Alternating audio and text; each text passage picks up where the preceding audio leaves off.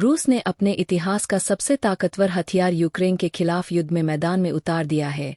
और जो लोग नहीं जानते यह कौन सा हथियार है, तो इसका नाम है सुखोई Su-70 ऑनतनिक बी, और इसका निकनेम है हंटर बी। दरअसल यह एक प्रकार का स्टेल्थ बमवर्ष विमान है। जी हाँ, यह एक बॉमर है जो कि स्टेल्थ है। जिस प्रकार से अमेरिका का B-2 स्पिरिट नंबर है, कुछ इसी प्रकार से है रूस का और A-70। और अब रूस ने अचानक से यूक्रेन के खिलाफ इसे युद्ध के मैदान में भेज दिया है। और इसी के साथ अमेरिका के बाद रूस दुनिया का एकमात्र ऐसा देश बन चुका है जिसके पास न सिर्फ एक स्टेल्थ बमवर्ष विमान है, बल्कि वह इसे युद्ध के मैदान में इस्तेमाल भी कर रहा है। इससे पहले यह खिताब सिर्फ अमेरिका के बीच स्पिरिट बम्बर को हासिल था, लेकिन अब रूस का सुखोई Su-70 भी इस श्रेणी में आ चुका है। और आपको बता दें, जितनी अच्छी खबर यह रूस के लिए है, उतनी ही अच्छी खबर यह भारत के लिए भी साबित हो सकती है। हम ऐसा क्यों कह रहे हैं? इसके पीछे एक कारण है, और उसे कारण का नाम है चीन। दरअसल पूरी बात यह है कि चीन ने भारतीय सीमा के पास ऐसे बमवर्ष विमान को तैनात कर दिए हैं जो कि नॉन स्टेल्थ है। लेकिन अब उसकी प्लानिंग है कि उसकी सेना में H-2 सीरीज के स्टेल्थ बमवर्ष विमान आने वाले हैं, और उन्हें वह सबसे पहले भारतीय सीमा के पास तैनात करें। ऐसे में यह भारत के लिए एक बड़ी समस्या बनेगा। भारतीय वायुसेना के पास एक भी स्टेल्थ हथियार नहीं है जिससे कि वह चीन को टक्कर दे सके।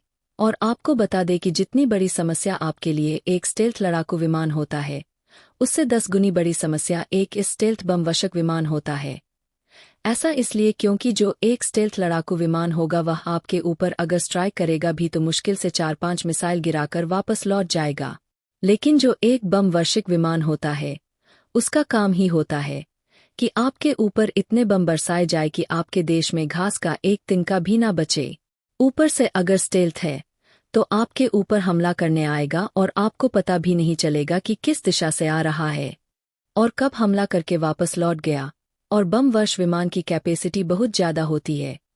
उदाहरण के लिए एक छोटे से छोटा बम वर्ष विमान भी अपने साथ करीबन 30 से लेकर 4000 किलोग्राम तक के बम ले जा सकता है। यानी कि जब आप पर यह स्ट्राइक करेगा तो आपके पूरे देश के एक हिस्से को हिलाकर रख देगा। इसीलिए भारत के लिए जरूरी है कि हमारे पास बम वर्ष विमान हो, ताकि दुश्मन के मन में यह बात रहे कि अगर हमने भारत पर स्ट्राइक किया तो भारत के पास भी स्टेल्थ बम वर्ष विमान है, वह भी हम पर इतनी बड़ी कार्यवाही कर सकता है। लेकिन अभी तक भारतीय वायुसेना के पास कोई भी ऐसा ऑप्शन नहीं था। लेकिन सुखोई Su-70 के मैदान में उतरने से भारत के लिए रास्ता खुल गया है, और इस बात की उम्मीद की जानी चाहिए कि भारत इसे अपने वायुसेना के लिए एक्वायर करने की कोशिश जरूर करेगा। लेकिन इसी के साथ एक सवाल सबके मन में है, वह यह कि रूस अभी तक कोई भी स्टेल्थ टेक्नोलॉजी को 100% मास्टर नहीं कर पाया है। यानी कि इन्होंने जितने भी स्टेल्थ हथियार बनाने की कोशिश की है, अभी तक वह 100% स्टेल्थ साबित नहीं हुए हैं। ऐसे में सवाल जरूर उठेगा कि क्या सुखोई A-7 100% स्टेल्थ बम वर्ष विमान है या नहीं। तो निश्चिंत रहिए, इस पर हम एक अलग वीडियो बनाने वाले हैं जिसमें डिटेल से इसके डिजाइन, इसके स्पेसिफिकेशंस को साथ लेकर एनालिस करेंगे और देखेंगे कि यह कितना स्टेल्थ है या फिर स्टेल्थ नहीं है। तो अब बात करते हैं दूसरी खबर की। तो दोस्तों, भारत और रूस ने मिलकर पश्चिमी देशों का ऐसा भूत बना दिया है कि सारे पश्चिमी देश अब बेवकूफ की तरह एक दूसरे का मुंह ताक रहे हैं।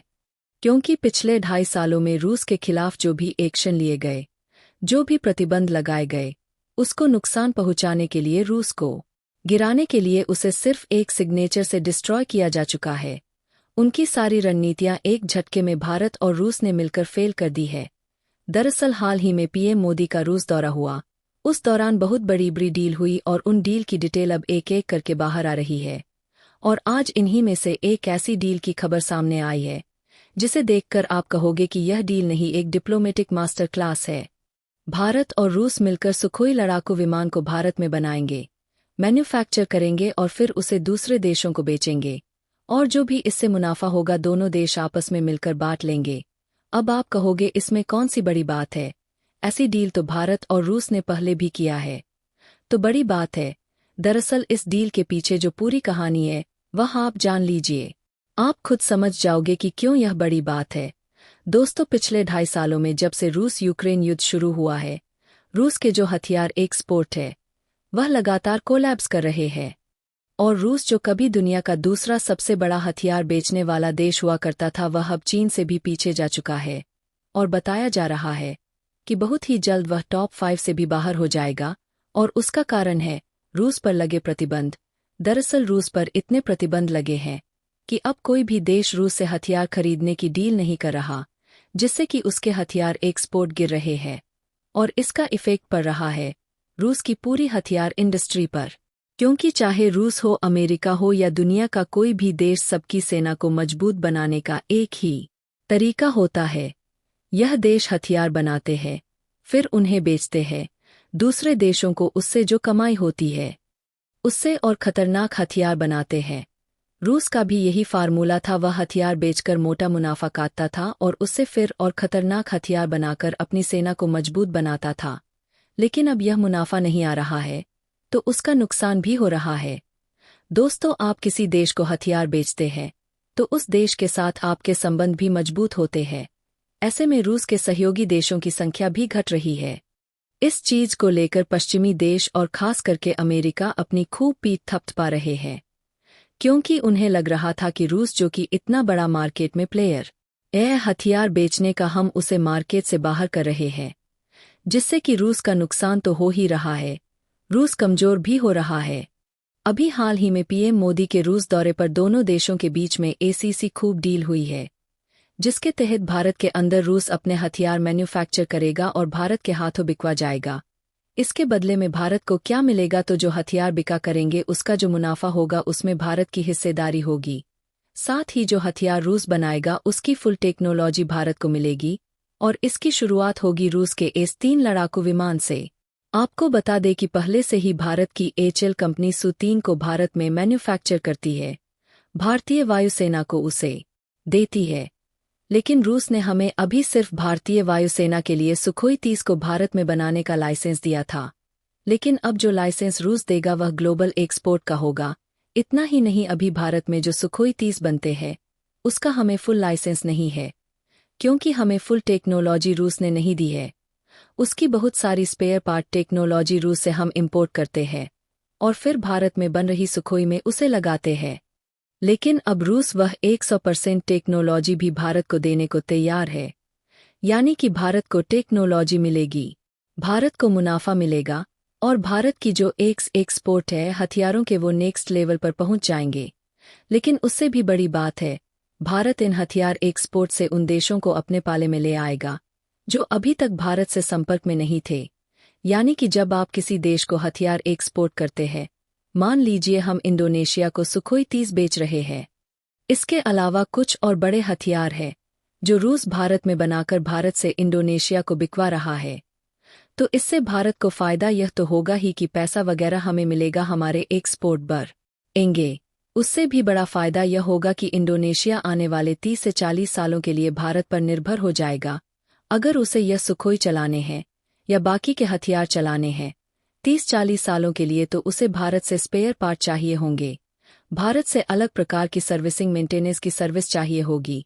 इसके लिए उसकी मजबूरी होगी कि वह भारत से अच्छे संबंध बनाकर रखे। इसके अलावा भारत के एक्सपोर्ट इतने बढ़ जाएंगे कि हम चीन को भी फेल कर देंगे और चीन की जो हथियारों की डिप्लोमेसी है हम उसे भी तोड़ देंगे पूरी तरीके से। और भारत और रूस के जो संबंध है वह चीन रूस संबंधों से बहुत मजबूत हो जाएंगे। लेकिन हमारा इंटरेस्ट इस डील में इस बात पर है कि कौन कौन से हथियारों की टेक्नोलॉजी रूस भारत को देगा। क्या वह अपने हाइपरसोनिक टेक्नोलॉजी देगा? क्या वह अपने S-400 या A-500 की जो सीरीज है एयर डिफेंस सिस्टम की वह भारत में बनाएगा? तो आपकी इस बारे में क्या राय है? कमेंट बॉक्स में जरूर बताएं। बाकी आप सभी को यह वीडियो कैसी लगी? अगर अच्छी लगी है तो इस वीडियो को एक लाइक करके चैनल को सब्सक्राइब करें और बेल आइकन को जरूर से ऑन रखें, ताकि हमारी हर आने वाली वीडियो की नोटिफिकेशन आप सभी को सही से समय पर मिलती रहे। तो चलो हम मिलते हैं ऐसी मज़ेदार और इंटरेस्टिंग वीडियो के साथ। तब तक के लिए आप सभी अपना ख्याल जरूर से रखें। धन्यवाद।